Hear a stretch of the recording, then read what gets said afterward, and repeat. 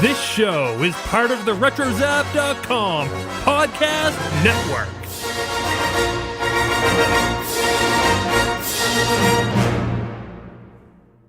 And welcome everybody to episode 73 of the Animaniacast. You can see that we're black and white, and we are running from our fans, riding on invisible bikes, and walking on our hands, and everywhere that we go, we get no peace, not to know, that's why we're running from our fans. In cartoons, everything's crazy and wild. In cartoons, we are corrupting your child. You see, we're doing wacky gags while we are running from our fans. We're hiding behind bags and even inside garbage cans. We always get this attention at a cartoon convention, so we're running from our fans. Yes, we're running from our fans.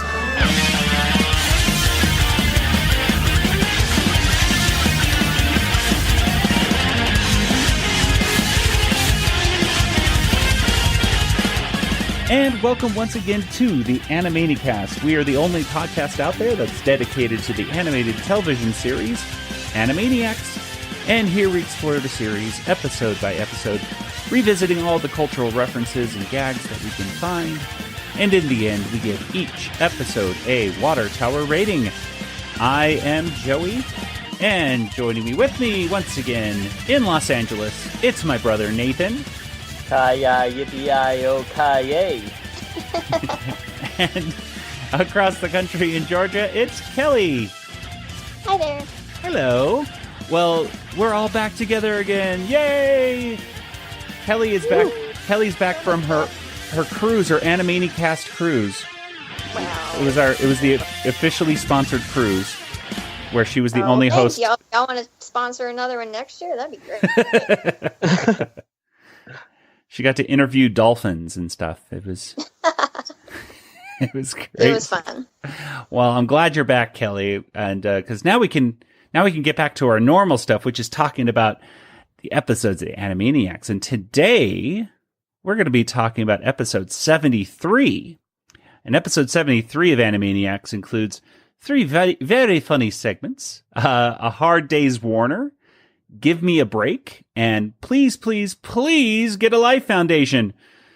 Something that that cartoon hits a little close to home for me. But anyway, guys, what would you say about this episode if you were to summarize it in just a few words?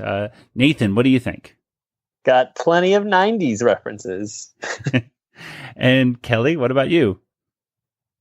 Action-packed. Ah. And you know what I would have to say is, it's mega. Is it mega? It's mega! That's what I would have to say. Because everyone knows that reference. that Skippy kept saying really survived. Well, before we get to all of that, we have someone very important on the phone right now. Ladies and gentlemen, it is none other than the creator of Animaniacs himself, Mr. Tom Ruegger. Hello. Hello, Tom. It's Joey. Hey, Tom.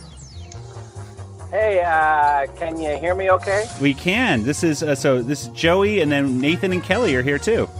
Hi. Hey, guys. Hey. And Kelly. Are you in the middle of the show right now? We just basically started. So we were just about to get into our discussion of episode 73, which had a Hard Day's Warner and of course, Please, Please, Please Get a Life Foundation in it. So. Oh, wow. Please get very nice. Yeah, that's cool. If the Warners were in the water tower right now making a buck, I think that's what they'd be doing. They'd have that Please, Please Get a Life thing, and they'd be asking for your generous donations. Yep, and we'd be their clients for sure.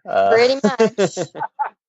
Well, Tom, we have you on just real quick today because a special event that's coming up very soon on Facebook, I believe March 15th, if I'm not mistaken. Which is very soon, yes. And it is an event that all of your listeners will want to tune in. It's here's the bonus. It's free. It doesn't cost a dime. Just go to Facebook, go to Freakacon, and it is going to be an interactive online extravaganza for just one fabulous hour. And it's March 15th, 5 p.m. Pacific time, 8 p.m. Eastern time, live on Facebook. And we'll have Paul Rugg and I will be hosting. And we have guests, exciting guests, and we have Joe Leahy, Mr. Announcer from the Freakazoid series. He will be there leading us into and out of various segments. We'll have Julie and Steve Bernstein providing music. We'll do a little theme song thing with them. We have a very special guest, Paul Dini, who's going to tell us about the development of Freakazoid, because this particular Freakacon, the very first Freakacon, is about the development of the series, how the series came to be. And if this one is successful, and why would it not be? Just tremendously successful. We'll do subsequent Freakacons where we'll cover different aspects of the production. So that's the big event, March 15th. So be there. Well, we will definitely be there, and I know there's a lot of excited people online that are excited the fact that it will be virtual, and how appropriate, since it's Freakazoid with the internet and so on and so forth, to have it be virtual. Well, the wonderful thing about it is that it is it's taking place in one of the most spectacular venues in Southern California. I mean, nobody else has managed to book this venue, and we are just thrilled. It's just going to be fabulous, exciting. Oh, well, that sounds great. What is the venue? That venue is my garage. What a venue. Very exclusive. Oh, I just hope the freezer noise doesn't get in the way of the broadcast, because it makes kind of a humming. We'll see. Well, that sounds fantastic, Tom. We will definitely be there. We will have the more information in our show notes, so that people can make sure they follow along on Facebook, like the Freakacon on Facebook, and follow along. There's also some great opportunities I know that you've been posting for fans of the series to post questions, and also there's a great contest as well that I know I'm got to hopefully have some time this weekend to prepare. May I just interject that yes. We would love people to go to the Freakacon Facebook page, post your questions, because we do want to answer as many of your questions as we can. If you can videotape your question and post that would be even better, because we'll show the video at Freakacon to our audience. And perhaps even more exciting is the whole fanboy and fangirl contest. We encourage anyone who is a fan of Freakazoid who might want to be the next fanboy or the next fangirl to dress up, say something laudatory about Freakazoid and about how much you are a fan of the show, and then post that video to the spot on the Facebook page. And we're going to run as many of those fanboy, fangirl videos as we can, and hopefully come up with the ultimate fanboy, fangirl. So far, I think we have, I'm trying to count the number of posts we have on that topic. Right now, I think we're up to about 0. So I think we need you folks to dive in. Well, I will definitely. I'm gonna submit my video. I know that, Tom. Don't worry. You'll have at least one. Thank you. Thank you. I think Win we by have a default. winner. I think we have a winner. Oh, yay! So if you want, Default. Thank you, guys. Thanks very much, and have a great show. Please get a life. All righty, Tom. Well, Thanks. we'll talk to you later. Thanks a lot for being on, and we'll see you at the Freakacon. Thanks. All right. Thank you so much. See you guys. Bye. All right. Bye-bye. Bye. Well, that sounded like the phone call from the 405 right there, didn't it? That was Yeah. That was great. Well, thank you very much to Tom Ruegger for joining us right there for the Freakacon. And yeah, like I said, hey, go to the Freakacon. That's March 15th at 5 p.m. Pacific. All the Freakazoid fans will be there, including us. We'll be there too. So have a good time now. I can't wait. That should be a lot of fun. And I'm surprised, like even Paul Dini, it should be interesting because Bruce Timm and Paul Dini did have at least Batman. Yep, exactly. We all know that Bruce Timm and Paul Dini had a lot of stuff to do with Batman, the animated series. And if memory serves correct, they actually had a lot to do with the development of the character of Freakazoid originally because, it was, they know they needed a wacky superhero. So they went to those two and they just couldn't, although they came up with the design of Freakazoid and everything and many of the characters, they kind of handed it over to Tom Ruegger from there, if my memory serves. It's all in the DVD, but we can learn more about that at the Freakacon. So March 15th, let's check it out. You can't buy me off. No matter what happens, I'll always be your fanboy. Yes! Look, it's Mark Hamill! Oh no, I'm not falling for that trick again. Honest!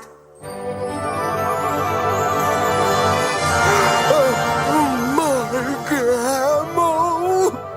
Why settle for being a mere sidekick when Jedi knighthood awaits? Yes, the Force is strong in this one. Luke, join me. Come again?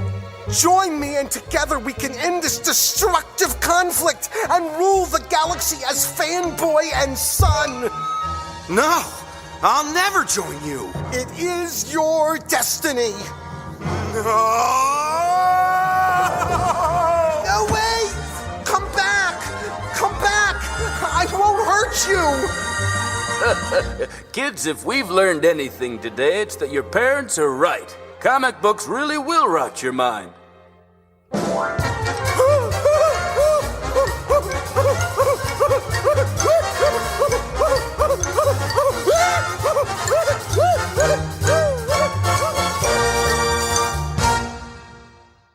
Well, thank you very much once again to Tom, and let's go ahead and get into our discussion. And Nathan, tell us, when did this episode first premiere?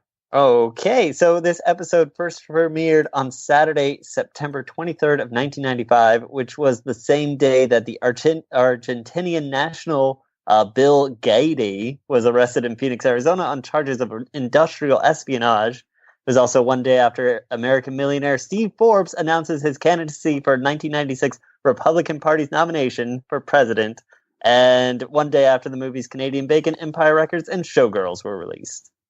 Okay. I remember Canadian Bacon with John Candy.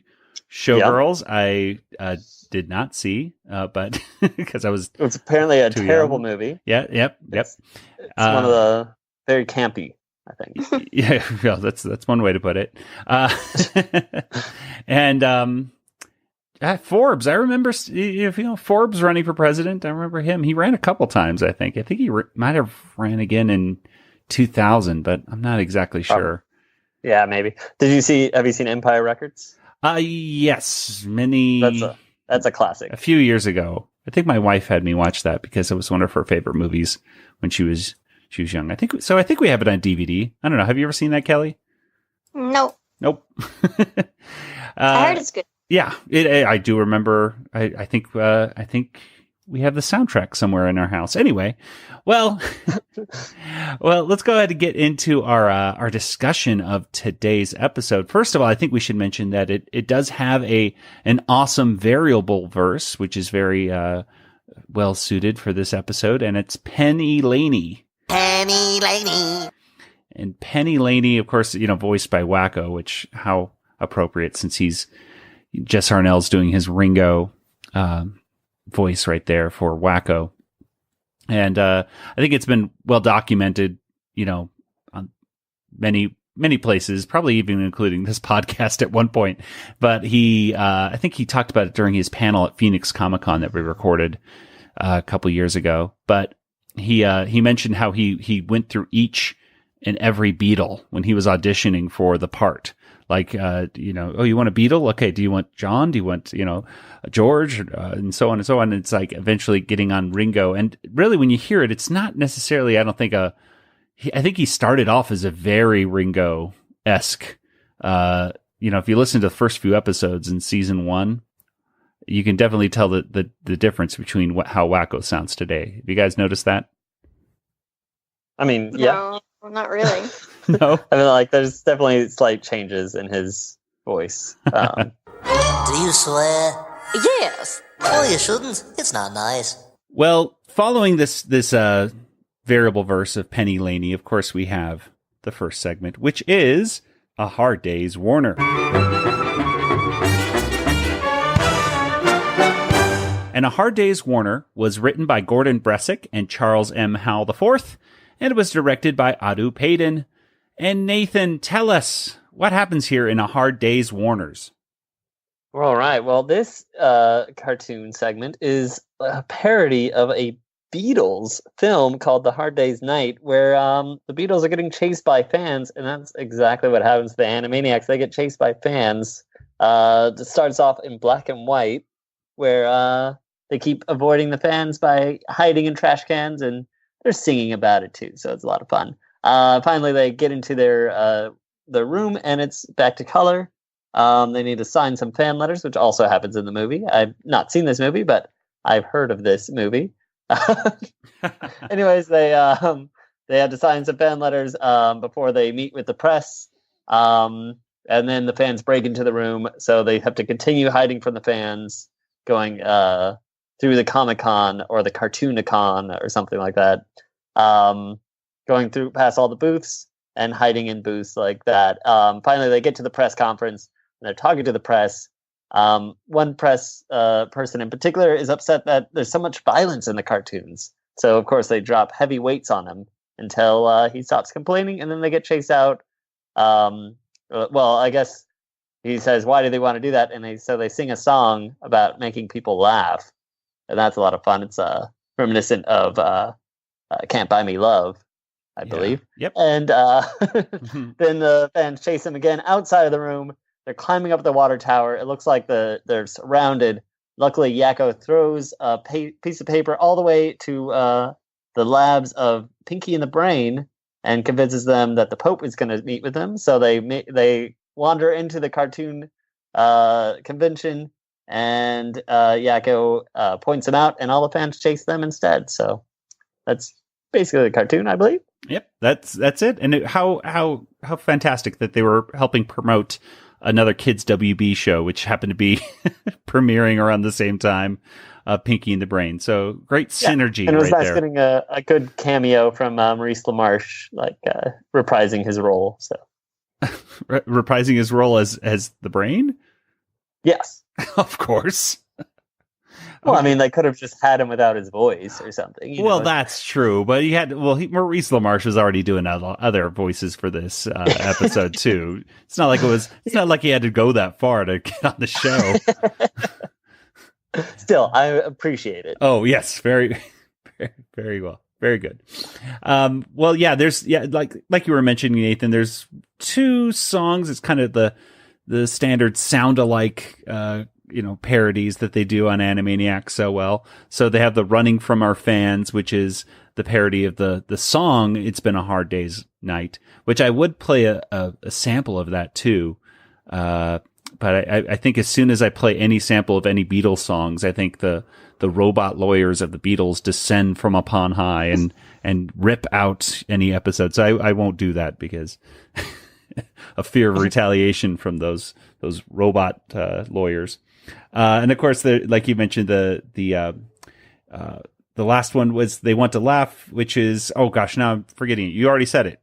It's Can't Buy Me Love. And it's like that mixed with Make 'Em Laugh from Singing in the Rain. Sure. just that the title reminds me of it. Yeah, that's all. They want to laugh, laugh, they want to laugh, laugh, they want to laugh, laugh, laugh. Well, yeah, it is. It is funny, like when you just listen to the songs kind of back to back, at least in your head, and you kind of see how they just change the notes. The notes are essentially the same, but they change the pitch or things like that. They do just such a great job of that. I know Randy Rogel, when he was over at Tucson Comic-Con last year, talked a little bit about that and how they did that quite often to get around copyright rules. And they do it so well in this episode in many different ways, not just in this first cartoon, but in the other ones as well. The convention itself, I mean, there's references to the movie The Mask.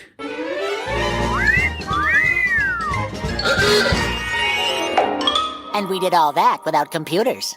And they talk about how they did it all without computer graphics. Because we'll see if the reboot can do that or not. Yeah, we'll find out. And how appropriate also that Rob Paulson also voiced the Mask, which I forget the name of Jim Carrey's character in The Mask. I want to say it's Stanley or something. Stanley Ipkiss. Yeah, there you go. Knew I could depend on you, Nathan, to give me the Mask trivia. When's the last time you even saw that movie? Like 10 years ago? Yeah, I mean, maybe 5 years ago. Just 5 years ago? Okay. Possible. Well, I like that movie. I remember when that movie came out, though. It was a huge deal about all it was one of those groundbreaking films that really did do a lot of computer graphics. I'm pretty sure Industrial Light and Magic. Yeah, it had to be. All right. I mean, I think it was, because I remember getting Star Wars magazines all the time, and they would have like a little section on special effects every now and then. And I want to say that The Mask was featured in a few of those issues, but maybe that's just my brain failing me. Well, I tend to think any movie with groundbreaking special effects was Industrial Light and Magic, but I'm usually right about that. Nowadays, there's a lot more competition in the visual effects industry, but they're still really, really excellent at what they do. Mm-hmm. Mm-hmm. Oh my gosh, aren't you? No. You look just like them. We're not them. We've seen them. Really? What do they look like? They look exactly like them. Wow. Actually, now that you mention it, you really don't look like them. No, but thanks. Hello. Hello. Oh, wait a minute. Don't No, I'm not. Oh, you are. I'm not. Oh, you are. I know you are. I'm not, no. You look just like him. Do I? You're the first one that said that ever. Yes, you do. Look.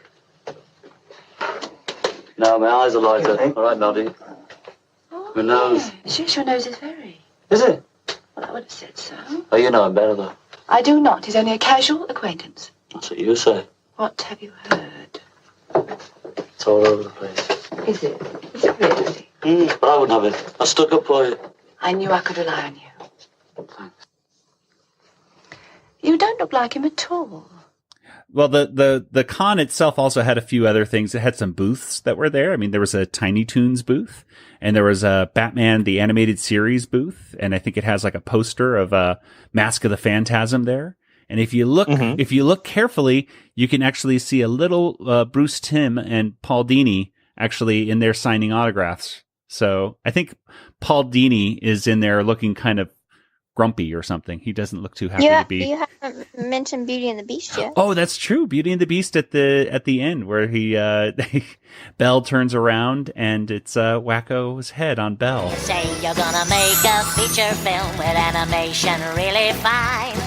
You say it's gonna be a preachy film with a heartfelt storyline.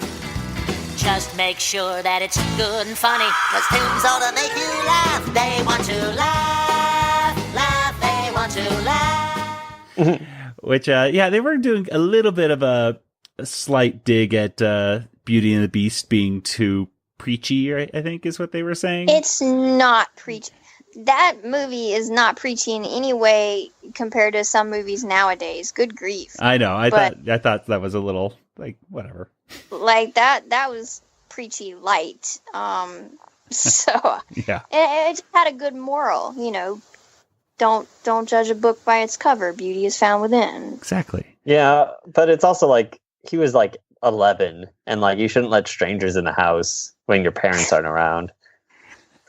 Well, that's a good. Even if they are going to Good give you a point. flower or something. Well, this was a historical time period, and there weren't crazies wandering around back then. Okay. That's true. Well, except for the crazies that'll turn you into a beast. And right? Oh, yeah. Like, she's like a sorceress. Like, she was clearly dangerous. But you ask me, Okay, the the weirdos movie- are worse. There are some plot holes, but it's a great film. I will say that I did like, not to get on too much of a tangent, but I did like that, how they updated that little plot point in the movie, that it happened very recently that he became a beast and that everyone just got amnesia or something. Well, right? yeah, or it was a mysterious amount of time. They never say how long they've been Right. in the, and They you know. even make a specific point, because in Be Our Guest, in the animated version, he says 10 years we've been resting, Mhm. and they changed that line for the movie. Yeah. Interesting. Yeah, so it's a And very they don't- and the amount of in the time. cartoon they say on his 21st birthday he will, they take that out in the live action one. Ah, So it's all right. Well, there was your mini Beauty and the Beast cast right there, ladies and gentlemen. I can talk some more about Oh it. boy, we could totally have a spin-off show where if we wanted to. the theory of the beast, yeah, something like that. The theory of the beast. Okay. Oh my goodness. Here we go. Well, so anyway, my favorite booth, though, of course, was the John Wilkes booth, where yes, that's the best. He was saying sorry to everybody. Sorry, I'm sorry.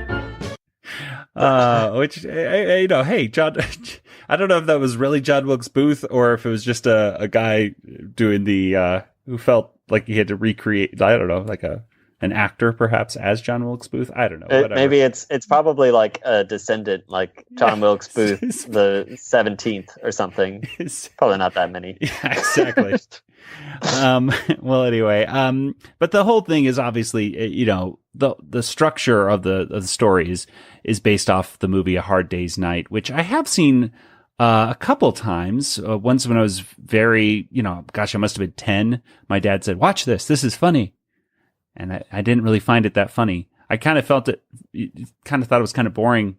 I don't know. It was black and white, and not that I didn't like black and white films, but the humor in A Hard Day's Night is so verbal and dry that and British that as a kid I didn't really get it. I really liked the movie Help as a kid because not only was it in color, but it was much more of a cartoony plot.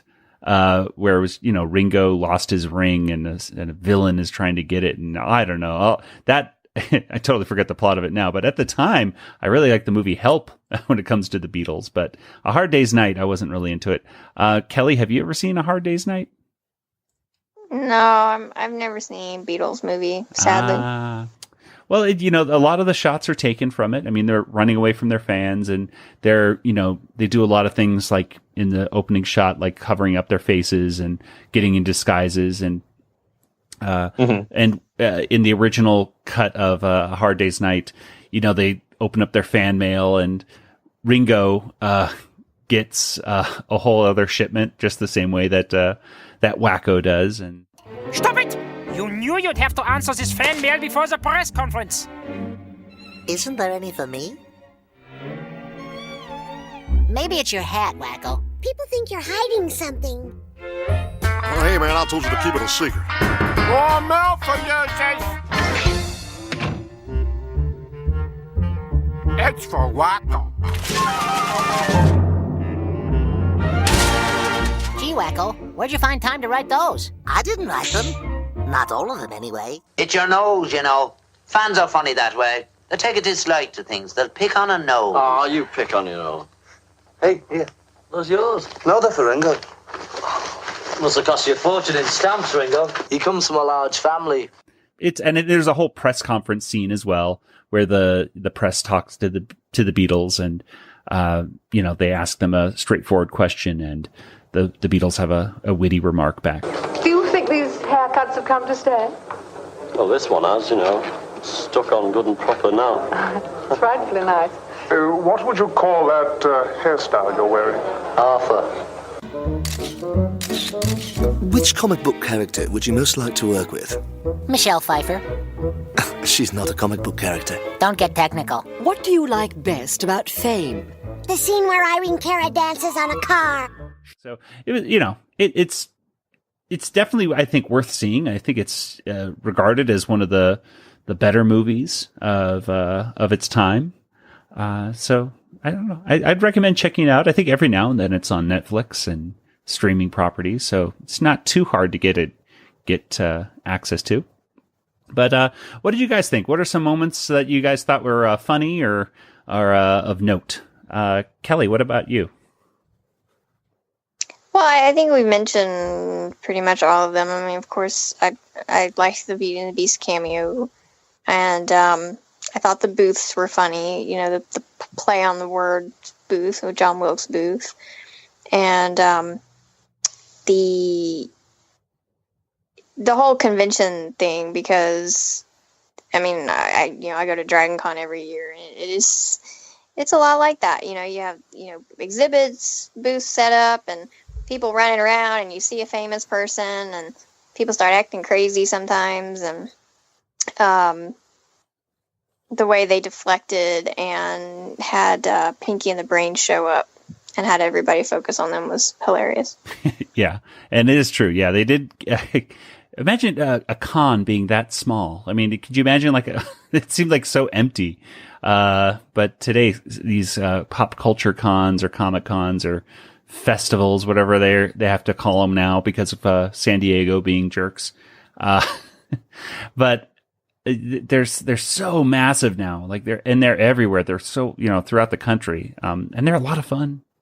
But yeah, there are some fans that I guess take it a little too far and and want to chase around the celebrities a bit. Nathan, what about you? What did you think it was? It was fun seeing, I guess it was Elmira, right? Oh yeah, Elmira is there. She's the ultra fan. Yeah. Yeah, it was fun seeing, she never talks, but yeah, it's fun seeing her. When they were doing the hiding behind magazines, and you think it's a simple gag if they put it down and it's them, but they had actually all switched clothes. So it's kind of a. Oh yeah, that's right. I forgot that. Yeah, they yeah, they I think it's Dot who's wearing Yakko's pants or something like that. Yeah, and Wacko's in a dress or whatever, in a skirt. Yeah, so, yeah. Cute little things. Yeah, little things. Yeah, and instead of a Vanity Fair, it says Insanity Fair, I think, or something. So yeah, I think that's right. Yeah, so there's little things like that are funny, and I just Ralph being the bodyguard and getting trampled was a pretty funny nice running gag. That Ralph's actually helping the Warners now or whatever. It was weird.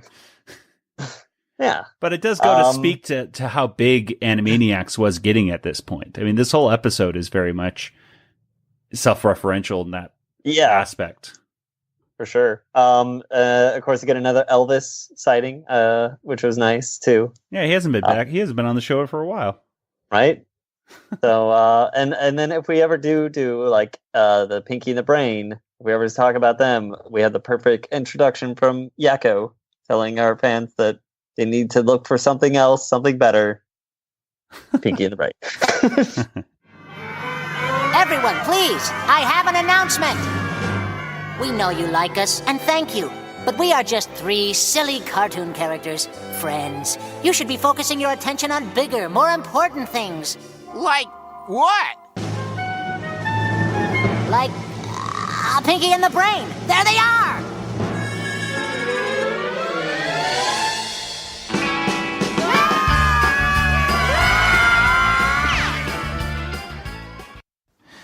There's more to life than the Warners. Yes, exactly. So, I think that's all I can say about that.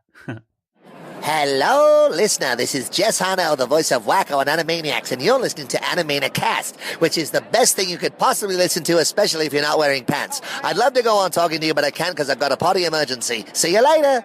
All right. Well, before we get into our next segment of Gimme a Break, there's actually a couple good idea, bad ideas to discuss in this episode. It's time for another good idea, bad idea. And the first good idea, bad idea is buying a pair of shoes on sale. And of course, the bad idea, though, is buying a parachute on sale. Of course, Mr. Skullhead, his parachute does not work. And he plunges to his bony death once again. Or I guess he's already dead, so it doesn't really matter. He'll just put himself back together again. It's okay. Mr. Skullhead is like the equivalent of Mr. Bill. It really is, now that you mention it. Oh, no. And the other good idea, bad idea we saw was climbing a mountain. Which I really liked that one because the music playing. Did you notice the music, either one of you, that was playing behind Skullhead climbing the mountain? No. It was from Sound of Music. It was climb every mountain. And I was like, man. It was kind of, but again, it was like a, they changed the notes a little bit of it, but it was that song. I was like, oh, cool. But the bad idea was climbing a mountain lion. And, you don't want to do that. You get hurt that way. Anyway, too good. And that's, apparently Mountain Lion, I guess, is the one thing that would take him down, because that's the last one, right? Oh, no. Yeah. That's the final good idea, bad idea. Yeah. Goodbye, Mr. Skullhead. Well, maybe he'll be back in the reboot. Maybe. So what do you guys think of those two final good idea, bad ideas, at least for now? Which one was the better one? Nathan, what do you think? I like the parachute. The parachute? Why were you saying it like that? Oh, there's like that song. It's about paradise. Oh, okay. I never heard of it. Oh. Parachute. Like that. Well, you got to sing the song, Nathan, for the joke to work. No, I got the joke. Oh, okay. I'm glad the joke's for my sake, not for anyone else's. Okay. Sake. And Kelly, what about you? I like the parachute one best too. I like that. I like the climbing a mountain and / mountain lion because of the music and the mad kitty at the end. I don't know. Well, let's go ahead and get into our discussion of our next cartoon, which is a Slappy Squirrel cartoon entitled Gimme a Break.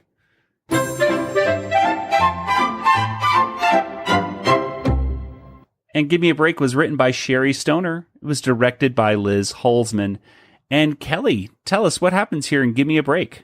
Slappy is on her vacation, and she just wants to chill in her hammock and relax.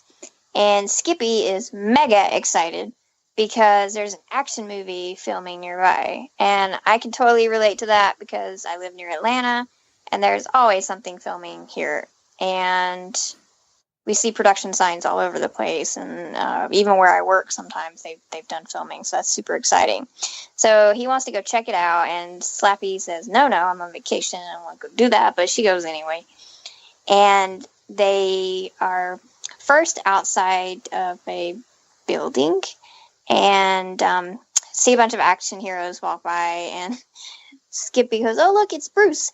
And she thinks it's Bruce Springsteen and wants her lip gloss, but it's actually Bruce Willis. And so they're filming Die Hard. Yippee-yi-yo-ki-yay. Ooh, what dialogue? The next one, she ends up, she gets on a bus. And it happens to be the bus from Speed. Is this the bus to the airport? I got a flight to catch.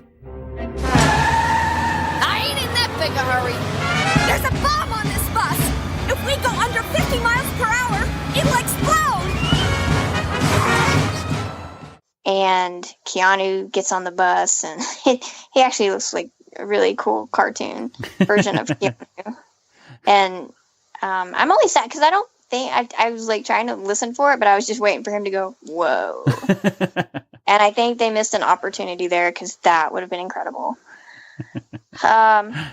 So she's on the bus, and it can't go under 50 miles an hour. So they're driving to the airport because she wants to go to the airport and fly somewhere, and the bus crashes into a plane.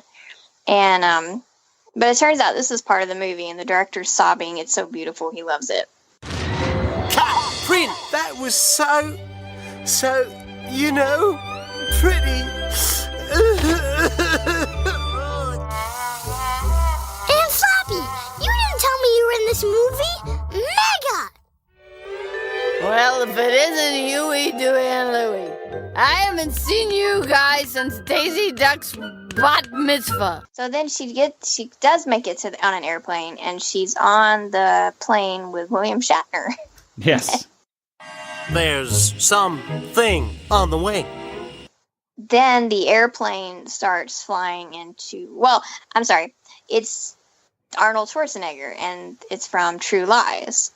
And you got Jamie Lee Curtis dancing in a little black dress. What say we lay in this thing? I'm just an actor. I don't know nothing about landing planes, Miss Slappy. My head hurts. Once they crash and she kind of stumbles out of the wreckage, there's people on the snow-covered mountain, and they're like, food! Food! Squirrel rump roast! And that's a reference to Alive, which was based on a true story and was directed by Frank Marshall. Oh. And, yeah. I think it was right after he and Kathleen Kennedy kind of went off and, a little bit away from Amblin, and were kind of doing their own thing for a while. So then the director yells, cut, and wait, there's so much going on in this cartoon. Because I'm trying to think. I think, I think that's where that's basically, isn't that where that's where the cartoon ends? I think, right? Because I think so. Oh no. Well, because the backdrop, there's a backdrop that looks like there's an ocean scene. Yeah. So okay, after they crash in the mountain, they find out that that's again just a scene. So then she goes on a cruise. That's right, the cruise.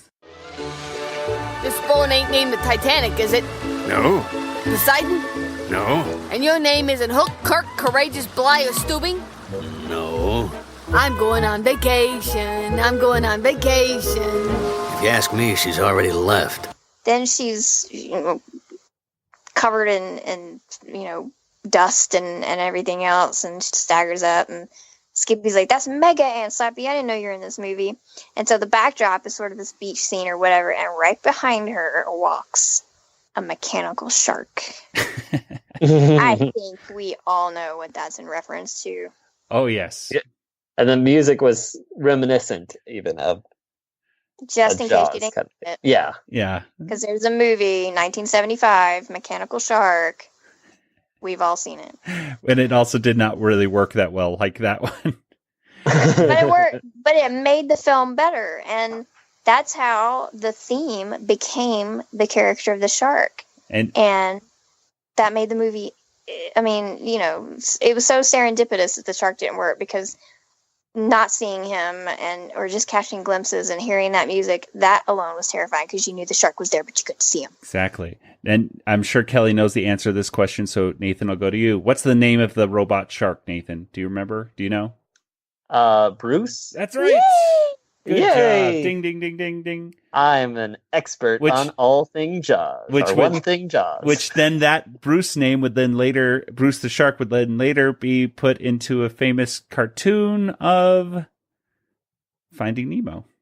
Oh, I was going to say Jaws. No, I was going to in Finding Nemo, like they're called Bruce, they call him Bruce. Anyway, which also might be because it's a very common Australian name, perhaps. I'm not exactly sure, but anyway.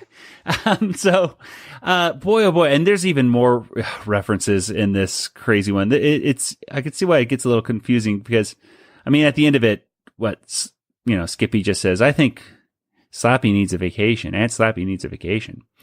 But it is really high energy, so many references being thrown at you, from various movies of the 90s, including some that I honestly don't know who they are. Like when the guy is like out on the jet engine, I have no idea which one that is supposed to be. Like I don't know, but there's a Passenger 57 reference where it was Wesley Snipes saying he's Passenger 57, but he's dressed as the bad guy character from Demolition Man with Sylvester Stallone. And they go past a bunch of other characters like Linda Blair, who's hooked up to an IV, which is from the movie Airport 75, which would later become the much better, much more known movie Airplane. So there's so much stuff. And of course, did we mention Forrest Gump? I mean, No, we didn't mention that, but that happens right before the bus. Right before the bus. I mean, and I remember just laughing my head off when that happened. Thanks for the chocolate. Mom always said that life was like a box of chocolates. You never know what you're gonna get. Because the movie had probably just come out like the previous year. Yeah, it was a pretty recent movie. I mean, everyone was doing those Forrest Gump things for the longest time.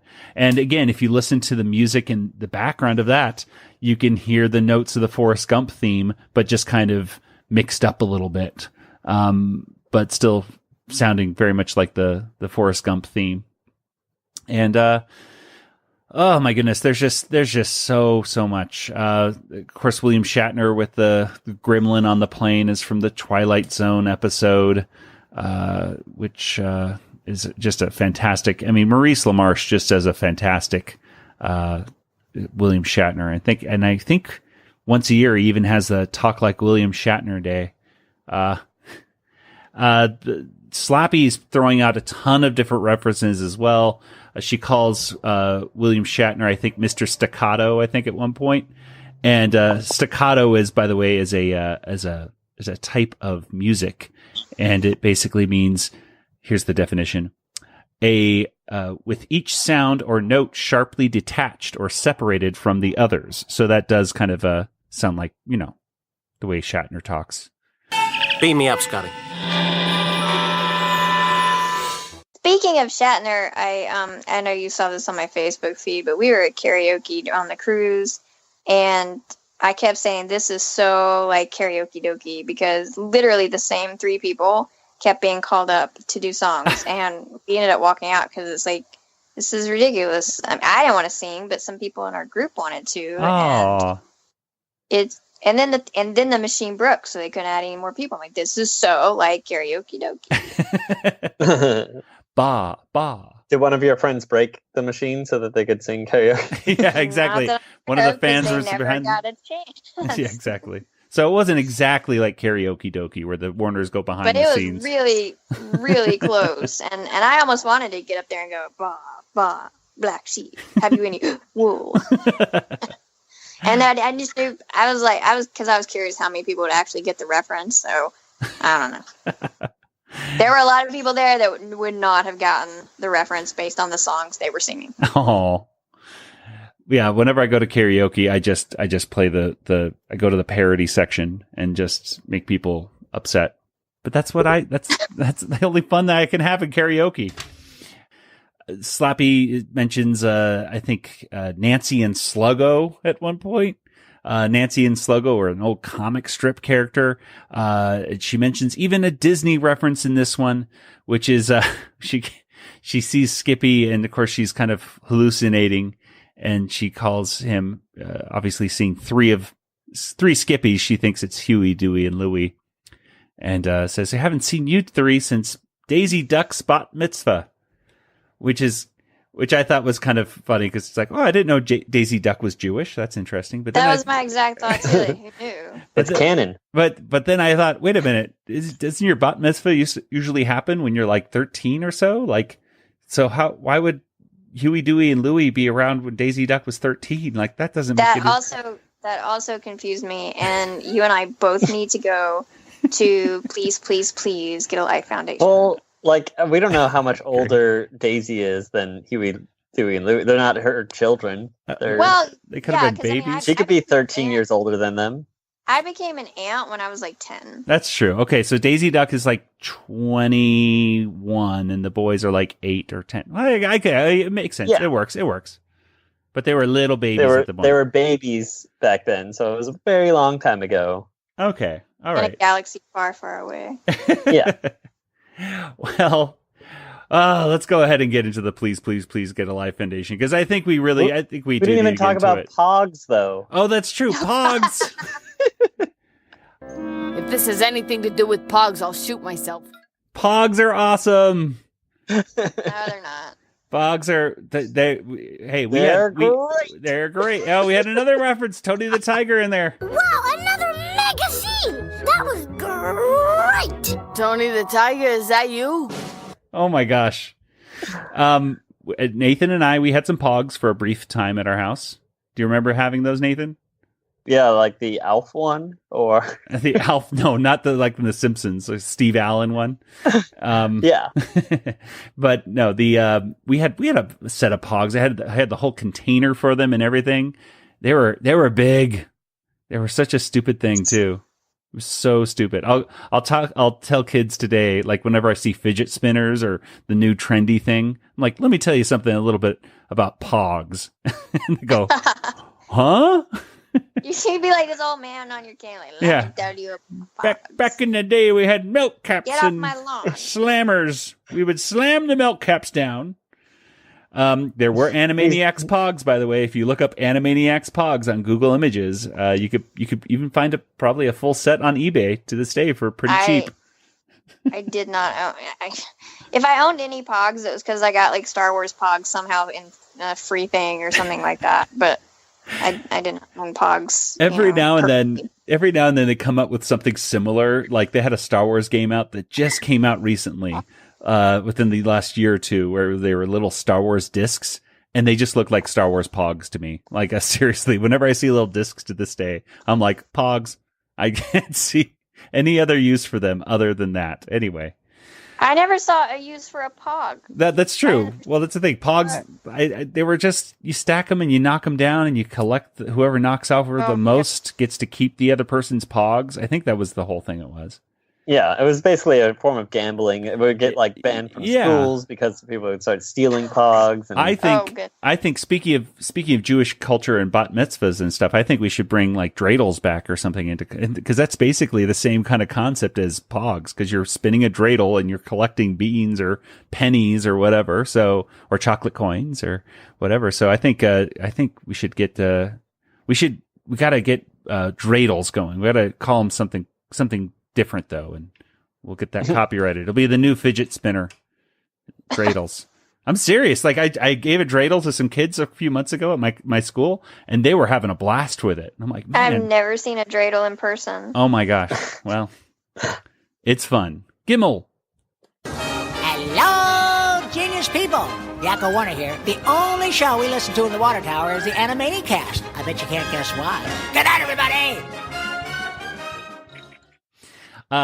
Let's go ahead and get to the Please, Please, Please Get a Life Foundation.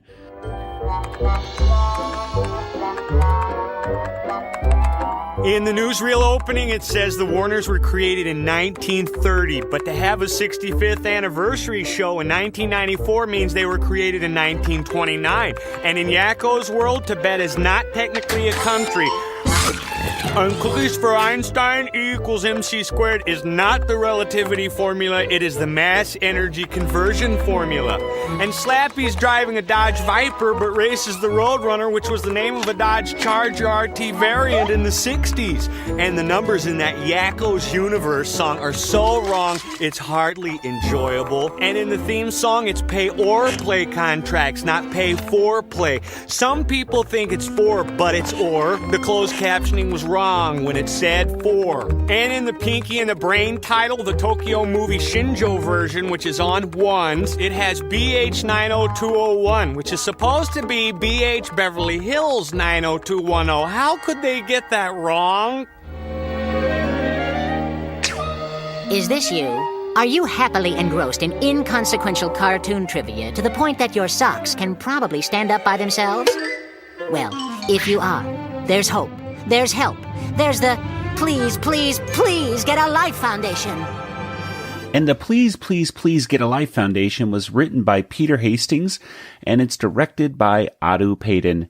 And, well, this is the episode where, basically, if you've been listening to every episode of the Animanicast, you've heard us mention many of these references from time to time. The basis for this whole episode was taken back on the infancy of the internet when a bunch of people were, making these little reference guides, one of which we do reference from time to time here on the Animanicast.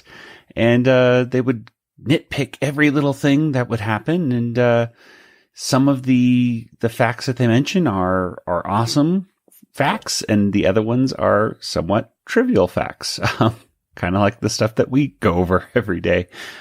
This was back in the days of Prodigy and BBSs and like American Online and stuff, all that good stuff. Earthlink, all the old school people out there know exactly what I'm talking about. I know the AOL. AOL? You don't know? We didn't have Prodigy and stuff, so just... Prodigy was so... They didn't have Star Wars fan club. Oh, okay. We had an AOL Star Wars fan club, and it rocked. Well, the folks that wrote the reference guide here actually gave this reference guide to Peter Hastings, who wrote the episode. And you can still find this cultural reference guide on the Animaniacs wiki and various other places online. But in the cartoon, basically Yakko, Wacko, and Dot are all, pleading to the audience to donate some money so that we could help these poor people stuck in their houses just on their computer all day. And who knows, maybe one day they can maybe even become president someday. Anybody can be president nowadays. Well, that's very true. I mean, you don't even have to have political experience, so... Exactly. I think I'm going to run because, I don't know, I'm gonna make some cool laws like Animaniacs shown at the White House every day. Oh, well, you have my vote. All right, see, look, I've already got your vote. Our staff of trained professionals will soothe you with their comforting therapy. In Pavlov's mice, Pavlov wasn't really interested in conditioned response. He just wanted some saliva to study. I did see one Spielberg reference. Did you notice it?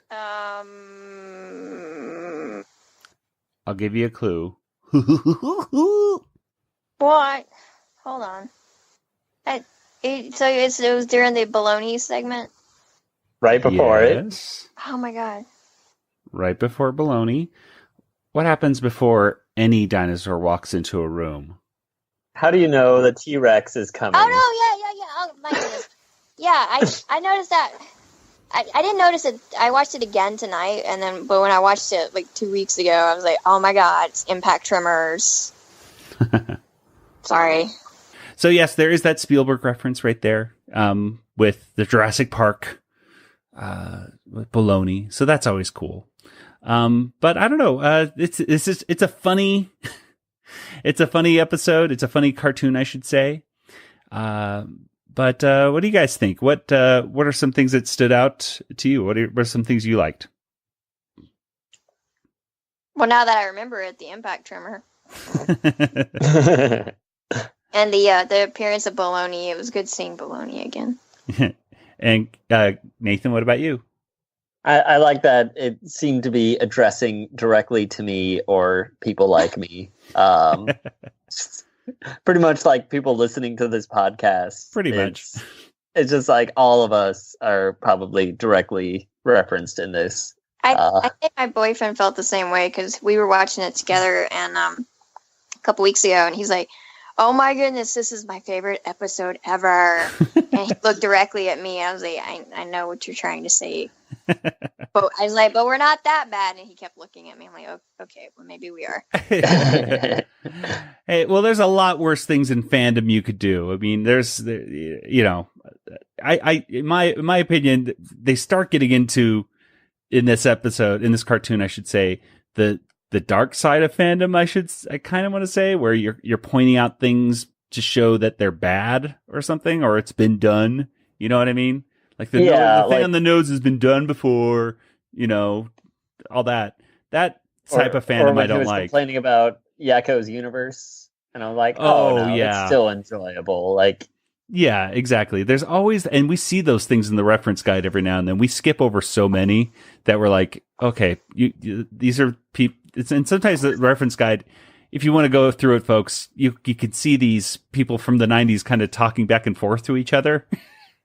And it's not structured like a standard reference guide might be, where it's like, this is the fact. It's more like people are putting out facts of what they thought were facts. And now with Google and better search engines, you can actually find out what the real facts are. These are back in the 90s where people are just, the smartest person in the room. Well, what's funny is I think, a lot of people think that this kind of stuff is sort of new with the advent of social media, where people are just nitpicking things apart and, really delving in deep. But this shows that, no, from the earliest days of the internet, there were people like that. Yeah, totally. Star Wars fans especially. I mean, it's not just now with the new movies. They were like that with the old movies. Totally. But it's a good segment. I mean, it reminded me a lot of the old Saturday Night Live sketch with William Shatner going into the Star Trek convention. Before I answer any more questions, there's something I wanted to say. Having received all your letters over the years, and I've spoken to many of you, and some of you have traveled, hundreds of miles to be here, I'd just like to say, get a life, will you, people?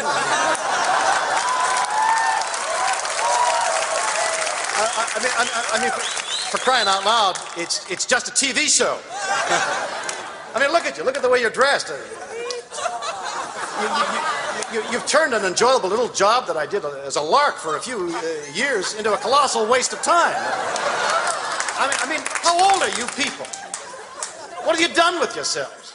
You must be almost 30. Have you ever kissed a girl?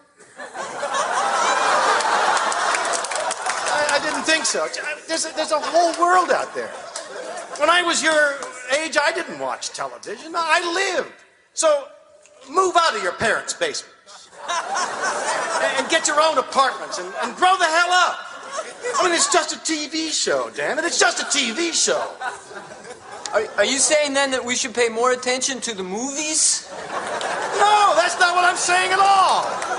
Hey, you guys are the lamest bunch. I mean, I've never seen. I can't believe these people. I mean, I really can't understand what. They show this before every Animaniacs Live, I believe, as a little joke at fandom, I suppose. Like everybody, I think everybody who loves Animaniacs usually loves this cartoon because they see themselves in it.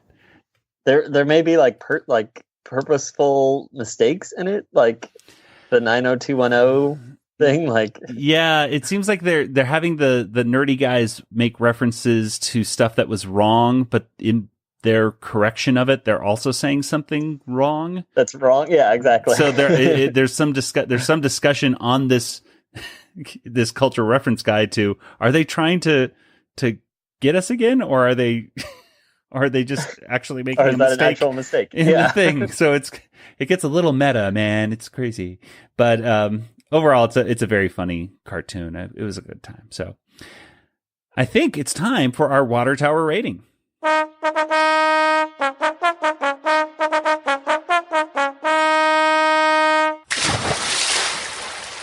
All right, guys. So what do you think? Out of 5 water towers, how many water towers would you give today's episode?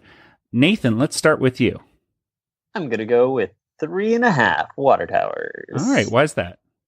I enjoyed them all, but I don't think any of them like blew me away. I don't know. Like watching it a second time, some of the references I think are just a little dated. I think is part of the problem. Yeah, that's maybe the second the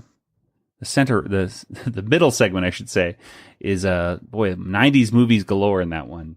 Yeah, so I don't know if it holds up as well as it would at. Yeah. Okay. But I mean, it's a really good episode. I would almost give it 4, but I'll say 3.5. Okay. And Kelly, what about you?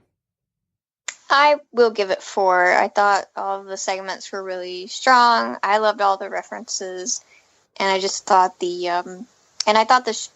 segments kind of fit well together. Talking about basically fans and fanboys and fangirls, and just fun and yeah, I've either seen people like do stuff like that, or it was me myself. But I should add the caveat that if I ever do see Steven Spielberg, at a convention or anything, I would not act like those crazy people. Just Okay. All right. And yeah, I'll give it a 4. It's yeah, like you said, Kelly, I mean, it does have a great theme throughout of it, the whole episode. Just fandom in general. It's a very self-referential episode, and it's very funny. I mean, for me, I appreciated seeing it not only as a kind of joke at fandom, but also to reminisce on the 90s. So for me, I didn't find the references that old because I am getting kind of old. So I liked it a lot. So that'll do it. Nathan, why don't we get to our poll results from last week? What do we have, or from 2 weeks ago? What did we have? Yeah, so the poll question was, which of these is the best Slappy Squirrel cartoon? Hashtag Animaniacs, hashtag Animaniacs poll, hashtag round 4. So there was No Face Like Home, Nutcracker Slappy, 3 Tenors You're Out, and Rest in Peace. 3 Tenors and You're Out and Rest... Oh, Rest in Pieces, yes. 3 Tenors and You're Out and Rest in Pieces tied for third at 18%.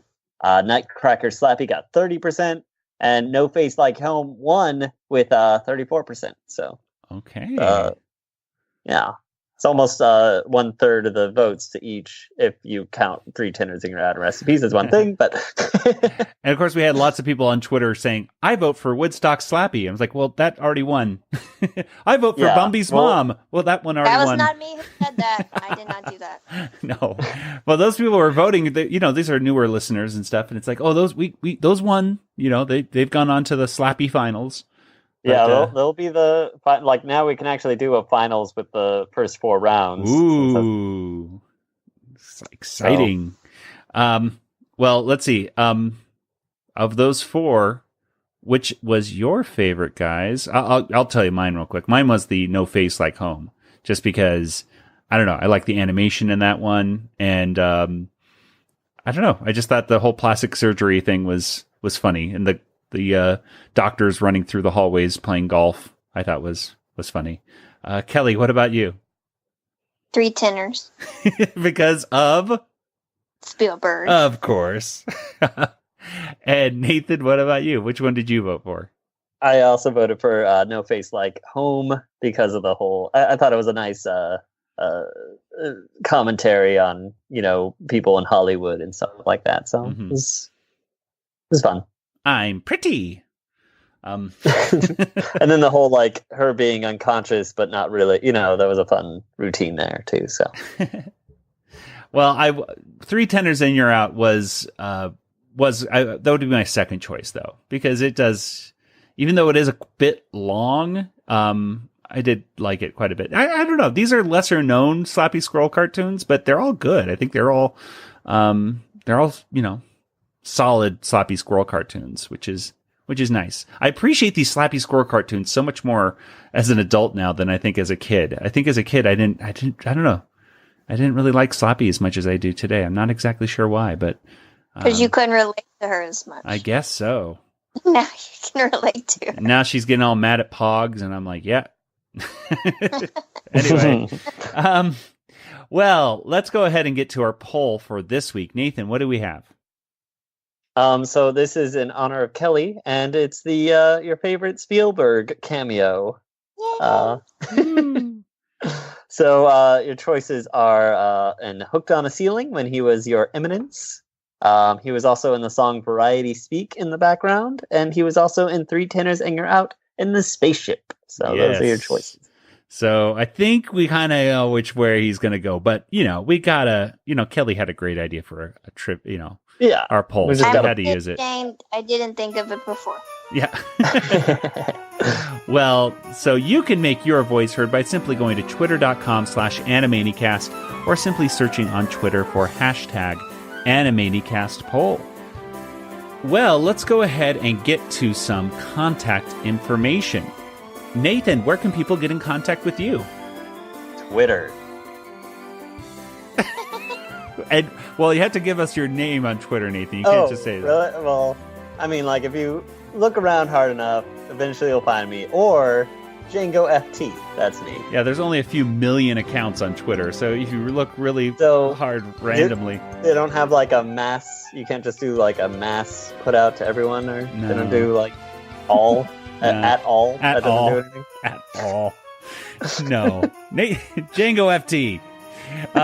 That's Nathan. Okay, Kelly, what about you?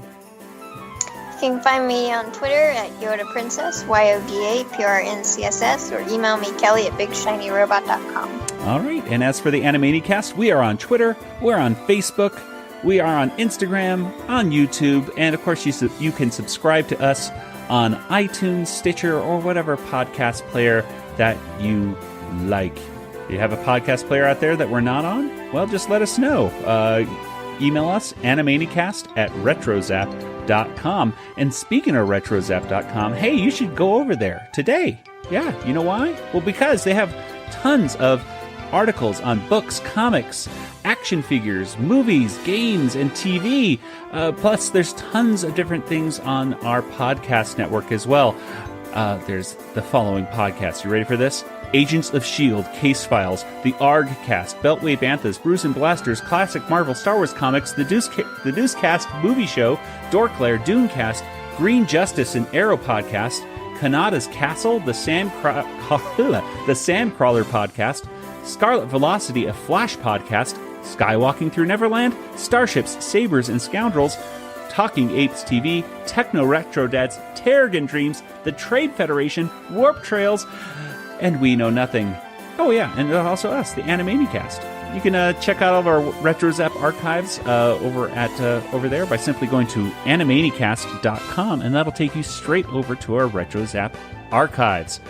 Well, that'll do it for today's episode. So, for Nathan and Kelly, this is Joey saying good night, everybody.